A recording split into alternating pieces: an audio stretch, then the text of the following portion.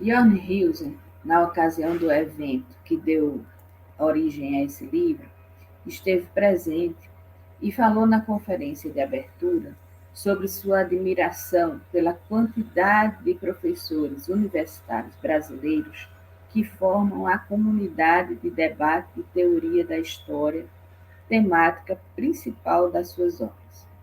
É importante lembrar esta observação para dizer que escola e universidade, embora se relacionem, não são necessariamente interdependentes. O medo instalado com a primeira versão da BNCC de um suposto fim dos estudos da história antiga ou medieval por outra suposta ausência na base não tinha fundamento. O exemplo da área de teoria nos fortalece a afirmar que, embora escola e universidade se relacionem de variadas formas, também há uma independência entre as instituições pelos seus objetivos e públicos, e a existência de uma área de pesquisa acadêmica não se pauta necessariamente pela sua existência como parte da cultura escolar. Olá a todos, todas as pessoas que nos assistem. Começamos agora mais um programa Livros de História em 30 minutos. E hoje nós temos o prazer de conversar aqui com a professora Margarida Dias, que organizou o livro Ian Riesen, Teoria, Historiografia e Didática. Nas últimas décadas, o autor se tornou um dos nomes mais comentados nos processos de reflexão no Brasil sobre teoria da história, especialização a qual se dedica há muitas décadas. Mas, nesse sentido, há uma inflexão importante de sua obra na interface com o ensino de história e a didática de história. Termos como consciência histórica, didática histórica, a preocupação da relação da história na vida prática são algumas das preocupações desse autor e que tem fomentado grandes discussões no espaço brasileiro, sobretudo no que diz respeito ao campo do ensino de história. E hoje nós conversamos com a professora Margarida, uma estudiosa já muito conceituada, um dos principais nomes da reflexão de ensino de história também no Brasil, e que vai nos apresentar, portanto, esse livro. Margarida, a gente queria começar um pouco conversando sobre o conteúdo do livro, né? A gente queria que você apresentasse, então, do que o livro trata, os capítulos, os autores que colaboraram com a produção. Lembrando que o livro é organizado pela professora Margarida Dias, Francisco da Chagas Santiago e Caio Rodrigues Carvalho, né, que estão na organização desse livro junto com Margarida. Então, Margarida, nos apresenta um pouco, então, do livro de vocês. Olá, Sônia, olá a todos os que acessam o canal da Ancum. Agradeço imensamente a nossa entidade por essa oportunidade de apresentar esse livro nesse programa que já é uma tradição aí para os que acompanham o canal da Ancum. Esse livro, Sônia, ele para mim, ele é o resultado de dois processos muito importantes dentro da academia brasileira e, claro, dentro da instituição em que eu trabalho. Pelo fato de que ele é resultado de uma série de projetos nossos, projetos de iniciação científica, de monografias de final de curso, de dissertações de mestrado, de estudos, de pesquisas, enfim, que estão sendo feitas por nós do grupo de pesquisa, espaço, poder e práticas sociais da UFRN, que o professor Santiago, um dos organizadores comigo, é o coordenador, né? E o outro organizador é o professor Caio Rodrigo Carvalho Lima, hoje é doutorando na UFRN, mas a época do evento que resultou nesse livro era orientando do professor Arthur Assis na UNB. Então, de um lado, nós temos esse processo de trabalhos, né, que dialogam, trabalhos de um grupo de pesquisa, né, portanto, um trabalho coletivo, um trabalho de compartilhamento de ideias, e, por outro, a inserção da teoria da história não como algo separado do que a gente chama conteúdos específicos das disciplinas, mas como parte de qualquer disciplina, de qualquer componente curricular que é trabalhado nas graduações em História. Né? A professora Joana Neves, num texto que foi escrito em 1979, mas publicado em 1981, uma das frases que ela diz é que toda aula de história numa graduação é uma aula de teoria da história, no sentido de que toda produção do conhecimento histórico ela tem variáveis, ela tem justificativas, né? Ela tem contextos em que explicam o porquê daquelas questões, o porquê daquelas fontes, o porquê daqueles recortes, tanto espacial quanto temporal, o porquê do uso daqueles conceitos, né? O porquê daquela forma de narrativa.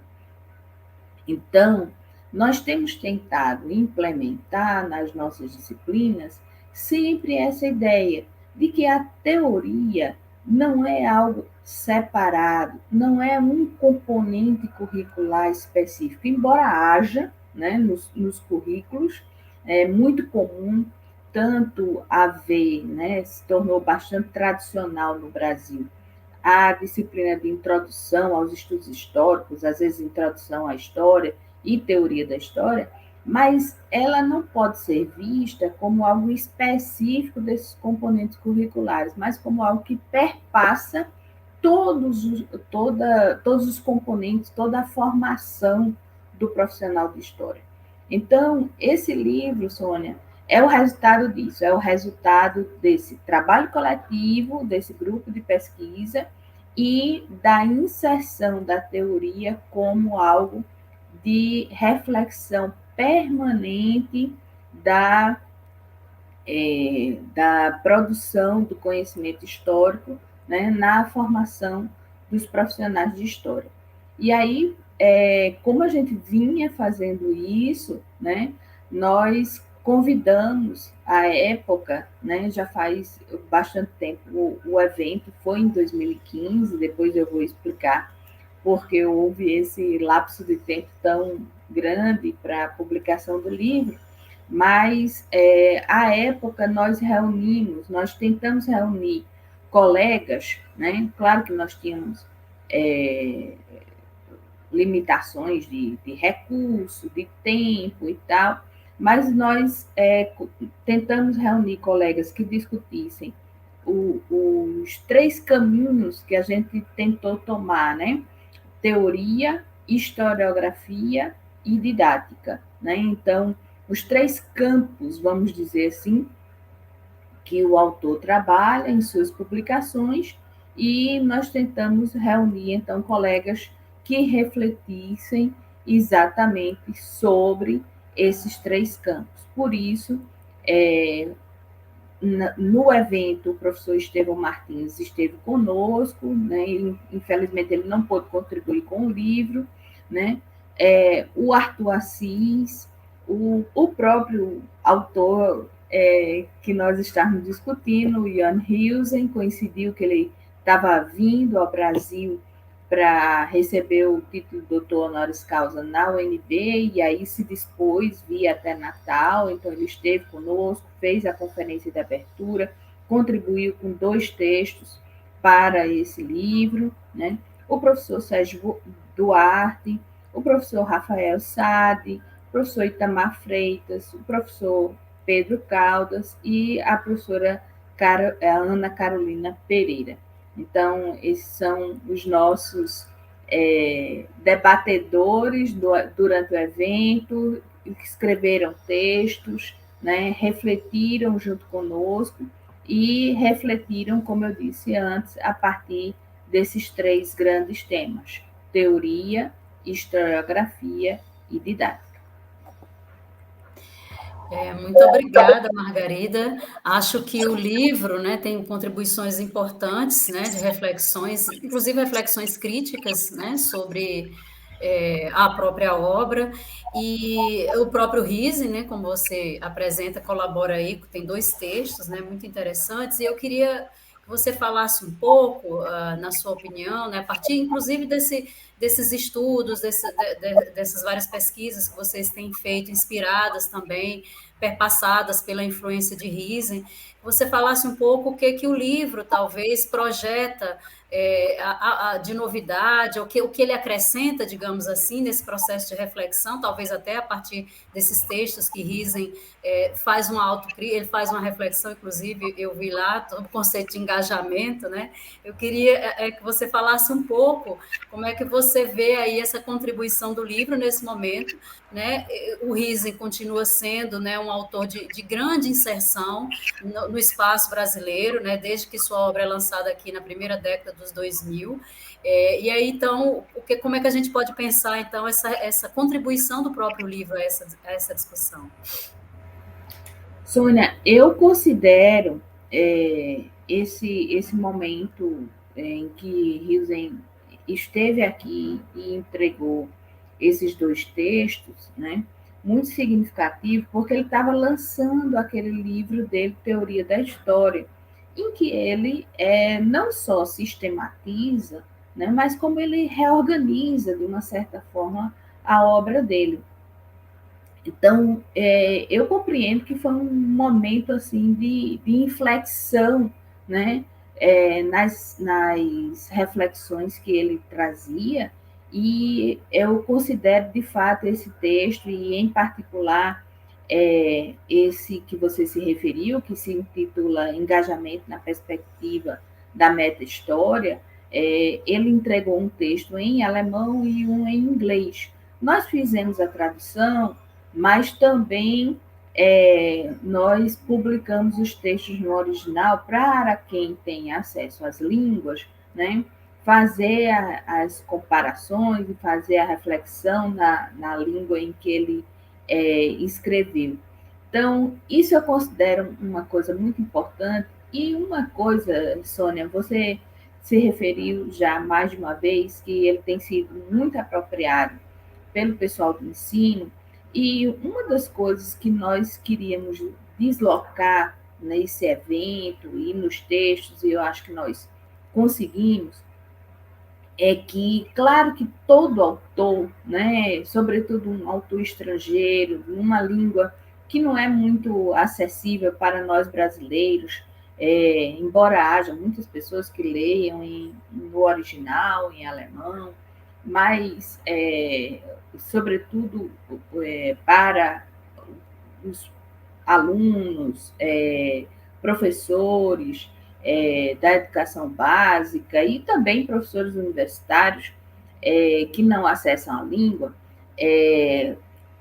eu considero que foi muito importante o esforço que os autores, o Sérgio Duarte, o Rafael Saad, né, o Itamar Freitas, o Pedro Caldas, a Ana Carolina, o Francisco Santiago e o Astor Dio, o esforço que eles fizeram em caminhar no sentido de perceber teoria, historiografia e didática, para a gente deslocar, né, essa obra do que ela ficou mais conhecida, porque, como eu estava dizendo anteriormente, todo autor ele acaba sendo conhecido por um determinado caminho, né? E aqueles quatro modelos de pensamento, né, que ficou mais conhecida a obra dele, a questão da forma tradicional da história, a forma crítica, cognitiva, né? A gente queria deslocar disso, porque a gente compreendia e compreende ainda, né, que aqueles 4 modelos eram modelos ideais, né, como ele chama, no sentido de modelos a se pensar, a se utilizar numa reflexão, mas que a obra dele trazia muitos outros elementos que a gente precisava olhar, né? A questão do trauma por exemplo, foi para o Caio Carvalho, por exemplo, que organizou também o livro junto conosco, comigo, com Santiago, e que foi objeto dele, que está sendo objeto também nos estudos dele agora, mas que foi tratado aqui na publicação, principalmente pelo Pedro Caldas, né? Essa questão da experiência traumática era algo que a gente precisava se debruçar, né? As aproximações dele também com outros autores, o Sérgio Duarte escolheu especificamente o Habermas para analisar isso, também era um outro caminho que a gente precisava ver, né? O próprio mapeamento de um campo que foi se constituindo, que ficou conhecido aqui no Brasil como didática da história, também era algo que a gente precisava olhar de uma forma, vamos dizer assim, mais alargada.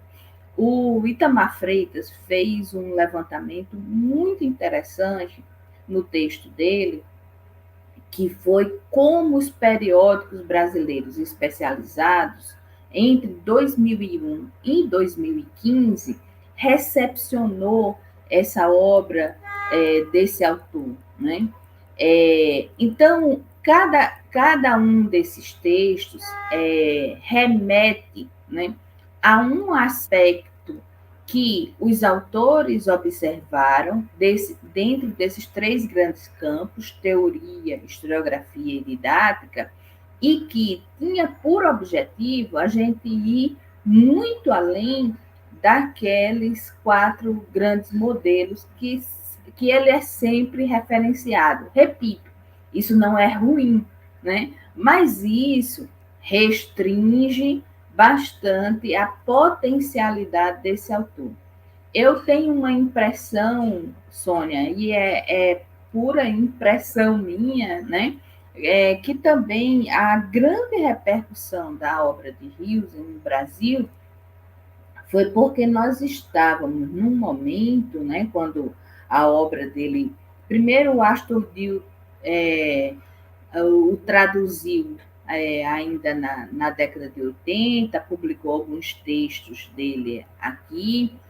O Astor Dill foi professor da Universidade de Passo Fundo e agora está aposentado, mas teve uma grande contribuição na divulgação de Rios aqui lá no finalzinho dos anos 80, né?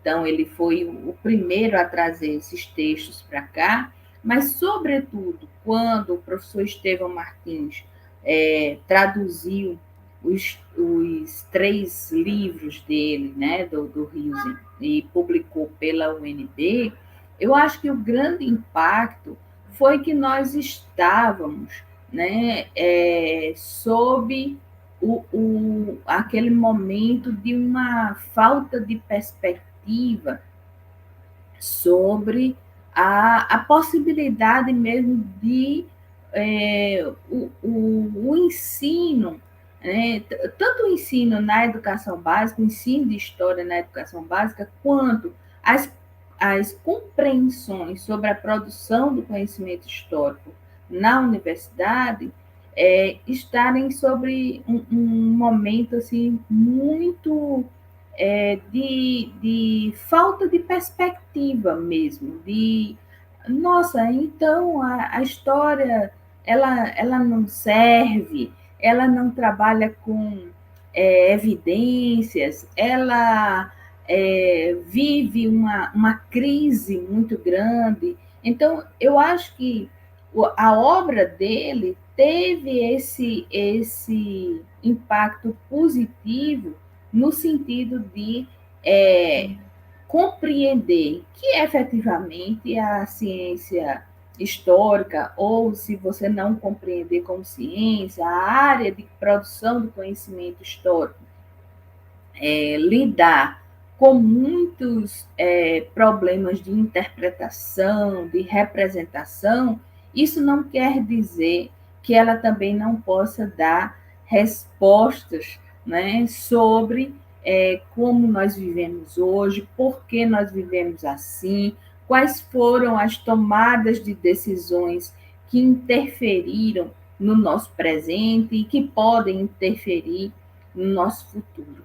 Então, acho que esse conjunto de reflexões, que não tem nada de laudatório, apesar do evento ter sido feito, inclusive com a presença do autor, mas são textos bastante pé no chão, vamos dizer assim. Eu nem diria críticos no sentido de destituição da validade da teoria de Hilsen.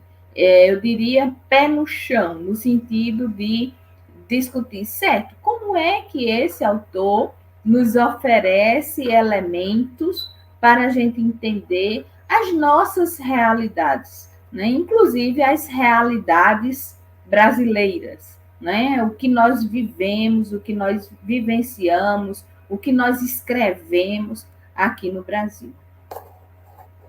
É muito interessante, Margarida, o que você coloca. E, de fato, por exemplo, o primeiro contato que eu tive com Riesen foi ali em 2006, 2007, foi através daquele primeiro volume, né, que é lançado pela UNB, dos 3 livros da coletânea Teoria da História. E naquele momento, para mim, foi uma novidade também, né? Eu já trabalhava com teoria da história, mas a obra de Riesen tem muito uma preocupação de sistematização didática mesmo do processo de apropriação da própria teoria da história, né? Inclusive, o livro lançado em 2015 abre com um parágrafo, com um capítulo muito representativo, o que é teoria da história. Que inclusive eu trabalho com os meus alunos na graduação, porque é como se ele fizesse essa porta de entrada e, ao mesmo tempo, procurasse se situar a importância dessa especialização no conhecimento histórico como um todo, né? Como algo que perpassa, e eu acho que a sua fala inicial foi muito precisa nesse sentido, mas que perpassa todos os conteúdos, que está ali transitando, não há como pensar qualquer conteúdo sem pensar a partir de um processo de reflexão teórica sobre o qual ele se organiza e foi sistematizado. E há uma coisa muito interessante, assim, que para mim, o meu primeiro contato, por exemplo, com Riesen foi ali em meados da primeira década, e depois eu passei um tempo, né, sem necessariamente trabalhar com ele. Quando eu estava no início do meu doutorado, fui conhecer outros autores, enfim. Mas há uma interessante inflexão, que você até já tocou aí na sua fala, mas essa inflexão dessa passagem muito importante, né, que esse teórico, esse especialista em teoria da história, que trabalhava muitos anos com isso, vai fazer nessa transição aqui no Brasil, né? De como as reflexões sobre ensino de história, e aí vocês colocam muito bem na apresentação, né? Que vocês dizem, olha, na verdade, essa discussão sempre esteve, mas talvez há uma outra centralidade, a partir agora, talvez, dessa última década, da importância da teoria da história, ou do processo de reflexão da teoria da história articulada ao ensino de história. Né, pensando aspectos, por exemplo, como a aprendizagem histórica, a didática histórica, né, todos esses elementos que são fundamentais para a gente entender hoje os processos de aprendizagem e como são importantes na sociedade, por exemplo, né, nos questionarmos a história para além da escola, na escola, mas para além da escola também, como é que ela se organiza e ela é apropriada. Então, eu queria que você falasse um pouquinho por que Riesen se tornou alguém, uma obra tão relevante, né, nesse processo de inflexão no ensino de história, principalmente aqui no Brasil, né? Queria que você falasse um pouco a partir de como você analisa, você há muitos anos, você está nessa estrada, né, de antes e agora depois, né? Por que Riesen se tornou, então, esse coringa que tem instigado tantas pesquisas, porque não são poucas dissertações, teses de doutorados que hoje evocam a produção dessa obra, né? Eu queria que você falasse um pouco sobre isso. Sônia, eu tenho impressão, né, pelo que eu acompanho do campo, pelo que eu procuro ver e analisar do campo, sobretudo da minha interlocução muito forte com o professor Itamar Freitas, né, a gente tem observado muito isso, é que Primeiro, nós temos essa tradição muito grande de consumo dessa historiografia europeia, né? Sobretudo francesa, mas assim esse deslocamento também um pouquinho para a Alemanha, né, tem sido algo, vamos dizer assim, menos difícil do que a gente dialogar com outras historiografias. Eu estou dizendo isso, inclusive, para a gente provocar o diálogo com outros autores, né? Porque a gente pode encontrar sistematizações desse tipo, talvez em outras historiografias, mas em que, infelizmente, nós dialogamos muito pouco, né? Mas, veja, eu acho, Sônia, que, inclusive, Hilsen vem a atender a uma coisa que a UNC dizia desde o final dos anos 70, que se ensina história como se produz história, né? Essa máxima, né, levou, inclusive, à nossa defesa, sempre muito categórica, de que formar o pesquisador forma o professor. Tudo bem, a gente precisava de complementações a essa frase, mas quando a ANPU transformou isso praticamente numa palavra de ordem mesmo, né? Estava embutido ali toda uma concepção que a gente acompanha nos autores de que o método histórico é a base para a gente fundamentar o ensino. Né? Aí a gente viu isso se expressar no PIBID, a gente viu isso se expressando agora no Prof. História, né? Então, o que a gente tentou mostrar na apresentação foi que esse pensamento, vamos dizer assim, ele está em rede, né? O que faltava era alguém que sistematizasse isso de uma forma tão completa.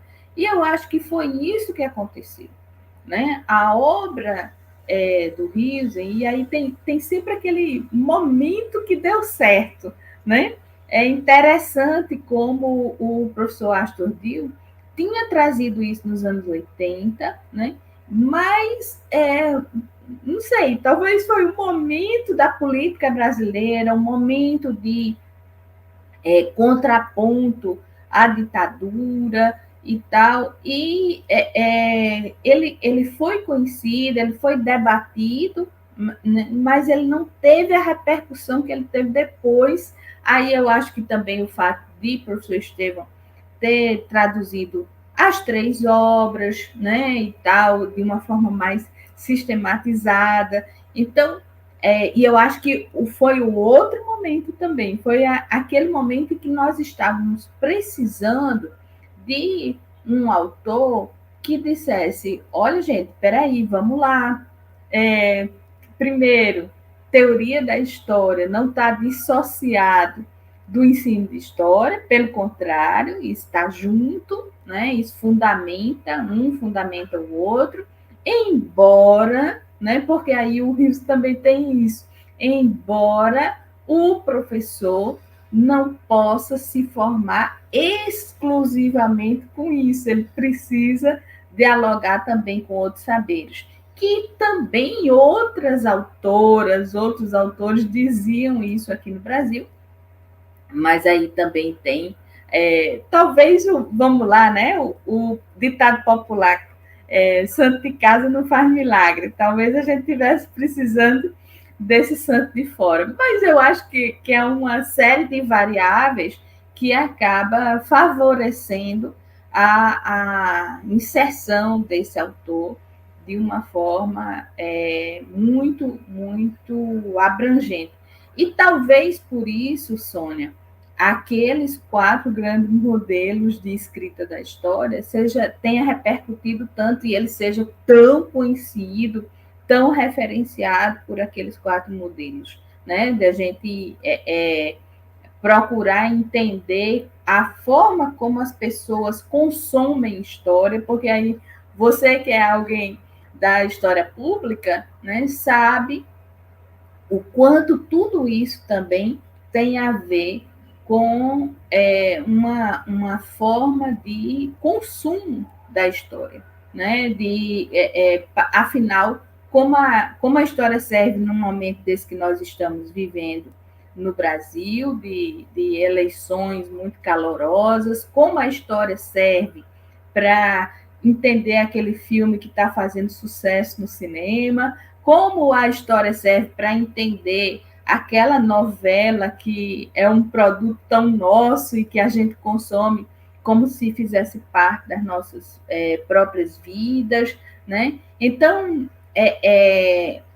essas várias apropriações das informações históricas, como as pessoas utilizam, como as pessoas rememoram, como as pessoas conversam com suas famílias. Olha, meu pai me contou isso, meu avô me contou aquilo, né? Então, acho que por tudo isso, né, aqueles 4 grandes modelos de narração, de narrativa histórica, repercutiram de uma forma tão